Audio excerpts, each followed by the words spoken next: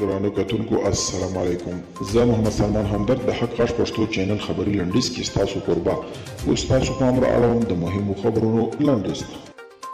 د امریکا دفاع وزارت ویان جان کربي په تېره ورځ په یوه خبري کنفرانس کې ویلي چې د طالبانو له لوري زیات تاوتریخوالي او بریدونه لوړه کچه دا شک ښیي چې آیا دوی غواړي یو سوله ییز حل ته غاړه کېږدي.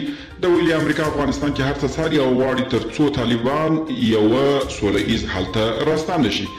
افغان او ترکمنستاني چارواکي وایي د ټاپي پروژې عملي چارې به تر راتلونکي 2 میاشتو پورې په هرات ولایت کې پیل شي. وروسته تر هغه چې د هوا له ګرمېدو سره سم په عراق کې د برېښنا په مکرر ډول پرې شوه، دغه هیواد د برېښنا وزیر استعفا ورکړې ده. د میډل ایسټ راپور له مخې ماجد حنتوش د برېښنا د ستونزې د نه حلېدو له امله له خپلو هیوادوالو بښنه غوښتې او ویلي دي چې د خپلې استعفا لومړي وزیر ته وړاندې کړې ده. د ایران له ملاتړه د برخمنو ملیشو په اړه د گرین فیلډ څرګندونې په ملګرو ملتونو کې د امریکا سفیر وایي دغه هیواد پوځ د عراق او سوریې په پوله کې د ایران له ملاتړو په برخمنو ملیشو وروستۍ هوایي حملې د دې لپاره وکړي چې پر امریکایي تاسیساتو د ایران او دغو ملیشو د نورو بریدونو مخه ونیسي.